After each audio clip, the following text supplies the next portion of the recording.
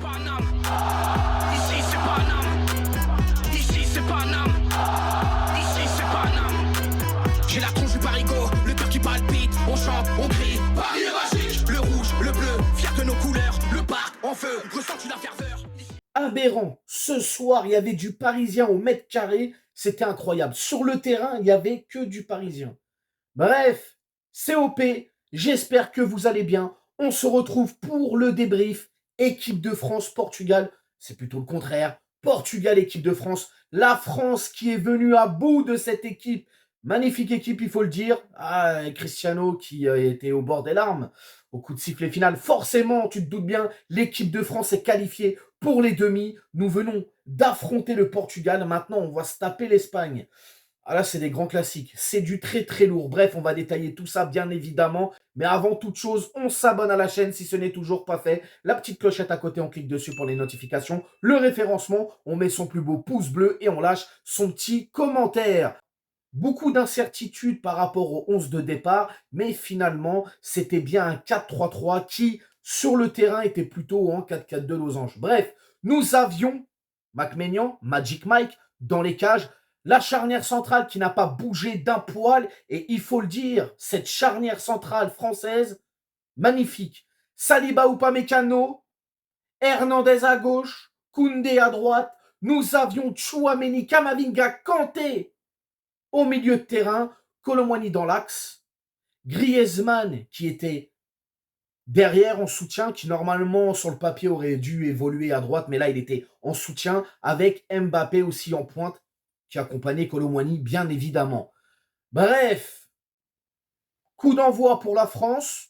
La France, tout va bien en ce début de première mi-temps. La France a la balle, la France fait tourner, la France attaque. On voit quand même, je trouve, en termes de pressing, que ce soit côté portugais, côté français, ça a été très timide. Deux équipes qui s'observaient, deux équipes qui avaient peur l'une de l'autre. Forcément, une bêtise de part et d'autre, ça pouvait faire très mal dans la punition. Il y avait quand même du mouvement et de l'intensité côté français dès le début de cette rencontre. Par moments, des temps forts portugais, disons-le, les Portugais ont quand même bien dominé la partie. Si on fait dans la globalité du match, les Portugais avaient quand même beaucoup plus souvent le ballon que les Français. En tout cas, comme je le redis, pressing timide de part et d'autre.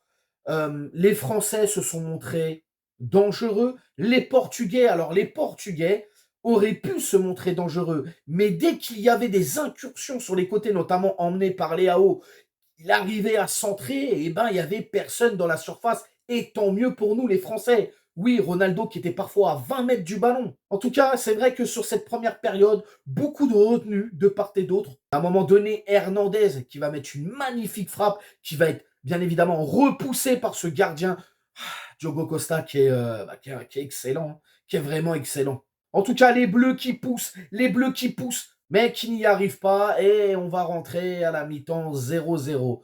Deuxième mi-temps, les gars. Coup d'envoi pour le Portugal. Alors, les Portugais qui ont le ballon, bien évidemment, possession, mais plutôt stérile.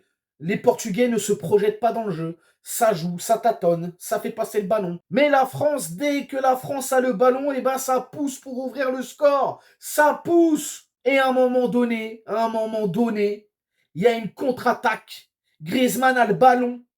Kolo Muani fait l'appel. Griezmann oublie. Mbappé. Oh, Mbappé. Kylian. Ah là, Kylian. Je veux marquer l'euro de mon empreinte.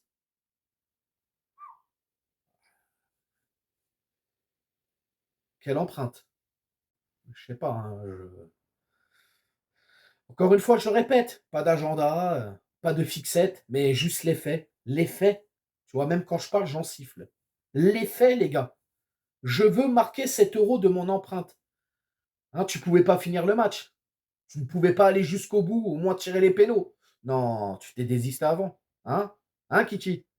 Là, franchement, Kylian Mbappé, là, sur le match, ouais, brassard de capitaine, mais je sais pas, l'attitude. Ouais, c'est pas bon. En tout cas, le Portugal, à un moment donné, va se montrer très dangereux, notamment à l'heure de jeu, et ça va pousser. Et Magic Mike, qui va encore une fois nous régaler de tout son talent. Quel arrêt incroyable, quel réflexe sur cette frappe de Bruno. Fernandez, lui aussi, magnifique joueur. Temps fort, gros temps fort portugais. Colo, à un moment donné, hein, ce 1-2 avec Koundé, la balle du 1-0, et il frappe, c'est détourné. Ah là là là là là là. Grosse rentrée de Dembélé, oui, parce qu'il va y avoir des rentrées aussi, bien évidemment. Hein. Griezmann qui va sortir, Dembélé qui rentre. Ensuite, on a Colo pour Thuram. Ah, Thuram. Oh, lui, c'est une douille.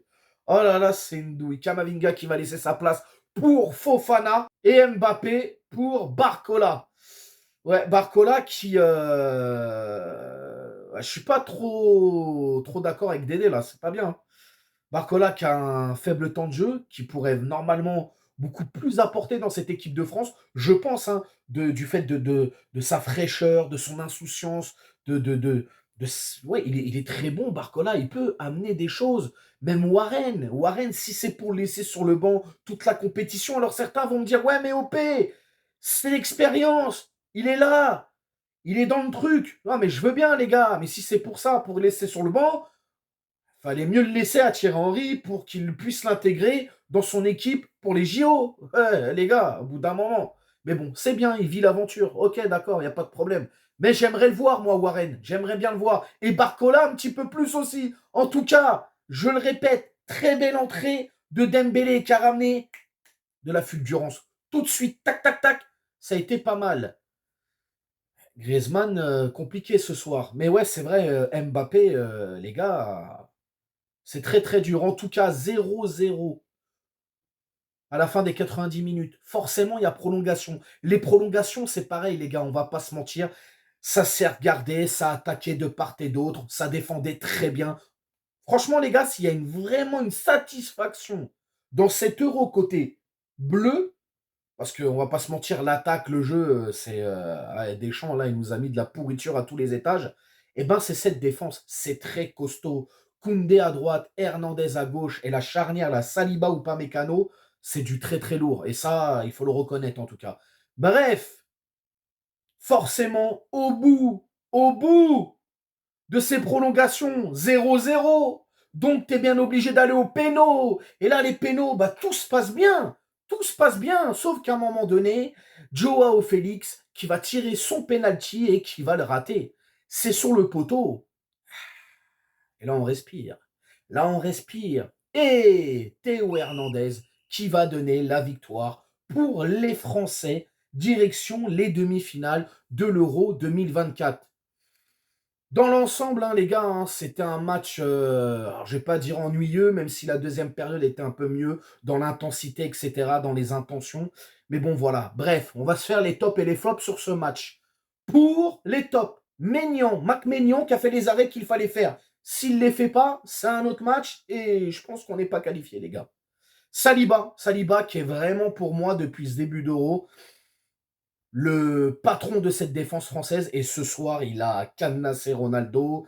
Il a fait un très bon match, même si par moments, concentration, des petites fautes aux abords de la surface. Mais quoi qu'il en soit, dans la globalité du match, patron Saliba.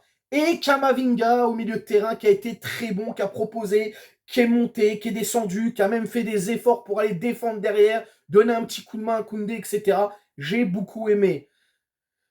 Les flops. Ah bon, bah tu te doutes bien les flops, les gars. Hein. Mbappé.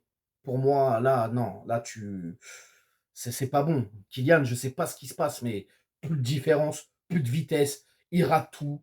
Même dans le jeu, il n'est pas impactant. Là, j'ai quand même la nette impression que monsieur était bien content de sortir. Tu vas me dire, ouais, mais il a tout donné. Ok, je veux bien l'entendre, mais bon, il pouvait rester, je pense, et tirer les pénaux. Bon, après, voilà, il a voulu sortir. Et Griezmann aussi. Griezmann, je le mets dans les flops. Je ne l'ai pas senti bien dans cette partie. Là. Ouais, trop de manquements, je pense. Il a pas essayé. Pour moi, il n'a pas été altruiste comme j'aurais voulu qu'il le soit, notamment sur cette action, cette contre-attaque, où il aurait pu la donner à Colo. Bref, il n'a pas fait un très bon match, Griezmann, il faut le dire. Kolo Muani, satisfaction les gars. Kolo Muani, ce soir, il a fait son match. Je ne peux pas lui en vouloir. Ce soir, il a tout donné. Ce soir, il a fait le maximum et bravo à lui. Et j'espère qu'il va continuer comme ça. Voilà les gars. Alors la note du match maintenant.